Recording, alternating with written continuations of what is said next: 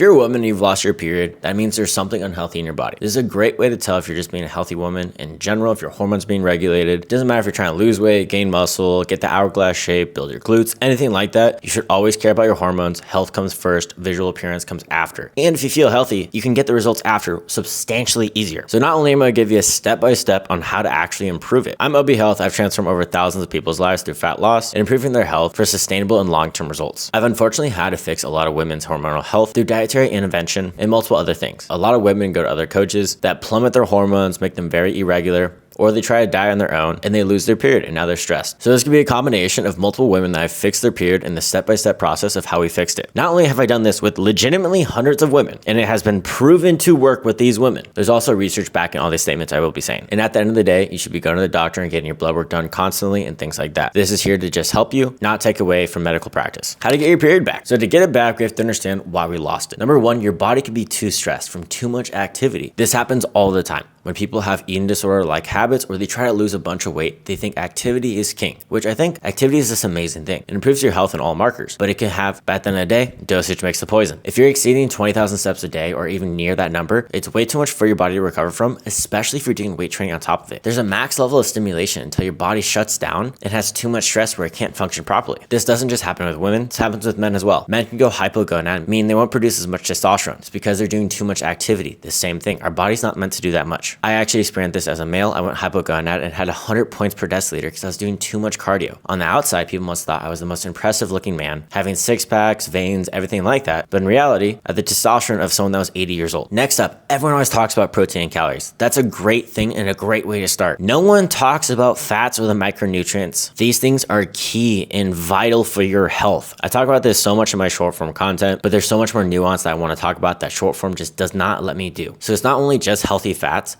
it's your omega-3 and your omega-6 fat ratio, but that's what we later on in the video. It also can be a combination of both, which is actually very detrimental and happens quite frequently. I'm bamboozled by all these consultations and onboarding calls I have with my clients and what they were doing with other coaches and what they're doing on their own. Very dangerous and not good for your health. And then next up, you could be at an unhealthy body fat percentage. This could be too high or too low. You can simply be too fat or too lean. Because I've had women that thought they went postmenopausal. They had poor diet, bad nutrition, and poor activity. And the second we started losing weight and improving that nutrition, they got their period back after they thought they went through menopause. And the doctors even said they went through menopause. But in reality, this is bad health. Then last, it's correlated with the hormones, bad sleep. If you're not getting enough sleep, you can't regulate your hormones properly. Research shows you need to have 7 to 9 hours of sleep a night to be a healthy woman or a healthy male. This applies to men as well. So if you have a boyfriend or husband, I highly advise you to actually make it so they're not doing too much activity as well. So let's go step by step on how we fix it. So if you're doing the 20,000 steps, like I said earlier, or if you're anywhere near it, lower your step count to 12.5K a day or 10,000 steps a day. This is more than enough to be a healthy individual. I actually highly recommend spreading it out throughout the day.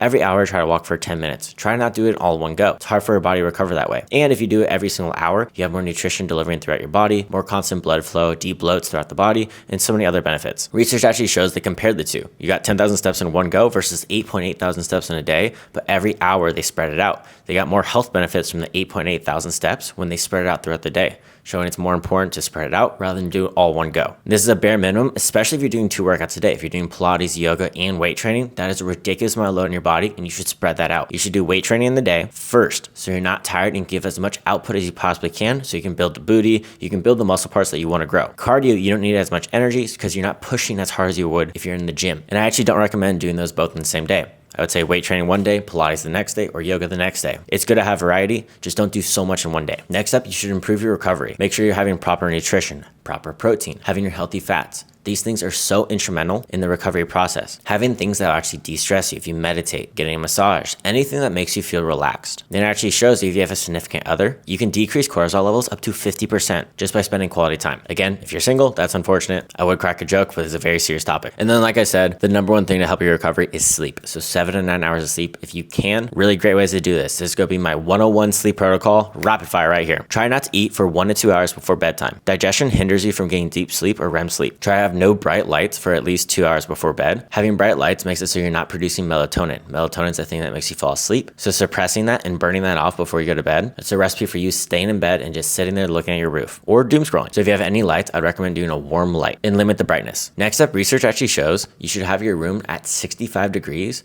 or 68 degrees. It doesn't matter if you're too cold, you can put clothes on. That temperature actually allows our body to sleep better, and cold temperatures we sleep better in. I'm actually a very big fan of melatonin. There's no adverse effects to it. There's people that have been taking it for years, having a super level of legitimately overdosing of melatonin. No such thing as overdosing, but doing a substantial amount, and they had no withdrawals the day after they stopped after years of taking it. They fell asleep completely fine. Doesn't ruin your circadian rhythm. It just helps you fall asleep faster and actually helps your quality of sleep. So don't fear melatonin. It's a great thing. How I would recommend taking it, 1 hour before bed, have 0.5 to 1 milligram. Then finish off 1 milligram or 0.5 milligrams 30 minutes before bed. And that's gonna be a great recipe for your body to naturally start secreting melatonin, making you fall asleep faster. And then last step, we are creatures of habit. Have you ever heard when you're trying to study, you should listen to the same song over and over again? To trick your mind into hearing that song, it thinks, hey, this is study time.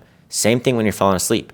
You should not watch your TV. You should not doom scroll if you're in your bed. You should switch your mind into thinking, hey, this bed is to fall asleep. You should only spend time in your bedroom when you're trying to sleep. You're tricking your brain into thinking, hey, head on pillow, sleep time. Those are very simple tips that you can implement right now, all for free. So like I said earlier, the fats. No one talks about healthy fats in their diet. Everyone's focused on calories and protein, which makes complete sense. Calories would dictate your weight if you're gaining weight or losing weight. Proteins will actually improve your muscle mass. So you're trying to build that booty, you need to have the high protein. But no one talks about the fats. And actually people fear fats because they're 9 calories per gram rather than 4 calories per gram like carbs and protein. That does not mean you should avoid them. Not only is it going to help you with your hormone regulation, it's actually going to decrease ghrelin, the hormone that makes you feel hungry, and increase leptin, making you feel more full if you get your healthy fats in. Not only that, you're going to be more energized. And if you have poor hormones, you're not going to sleep. So it turns into a snowball effect. If you have really bad sleep, your hormones will be out of whack. If your hormones are out of whack, you're going to get poor sleep quality. So the cycle repeats and repeats and repeats, and it gets worse, worse, and worse. So you have to catch it early on. And then next up, like I said earlier, you can be too fat or too lean. I've had it in both cases. Some women came to me and they're borderline anorexic, or they were too lean, almost post bodybuilding show. And I've also had women that come to me that they're too high of a body fat percentage, and they both regain their period back, just through different methods. And when I was saying earlier, your omega-3 to omega-6 fat ratio is so key. You hear all over the internet, people fear seed oils. I understand what they're saying. If you're having too many omega-6 fats, your inflammation will be out of whack and it can disturb your hormones. And that's what seed oils primarily have. So people's ratio are out of whack. A good healthy ratio is 1:4 on the omega-3 to omega-6 fat ratio.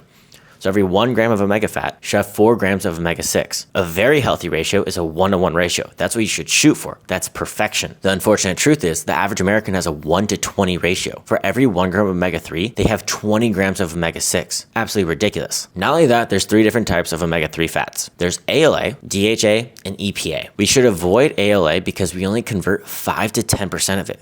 It's a very low source and a bad source of omega-3. And I'm sure you hear chia seeds are great and walnuts are great for omega-3. They really aren't that good because only 5 to 10% of those fats are converting into your body for EPA and DHA, meaning it's bioavailable. These are great if you're vegan or you don't consume fish. DHA. This is essential for your brain and eyes, especially if you're pregnant or if you have an infant child. This will help improve your memory and long-term cognitive function. EPA. This will be found in fish, salmon, things along those lines. This is going to reduce inflammation, improve your heart health, and improve your mood overall. And there's a lot of research backing that it improves your mental health substantially. And here's going to be a quick list of things that are going to improve it. Here's a really cheap list of omega-3 fats that I use with all my clients that I highly recommend. You can pause on the screen right here and screenshot it, and I highly recommend it. And then these are the best overall sources that are bioavailable in our body. Not just overall, bioavailable in our body.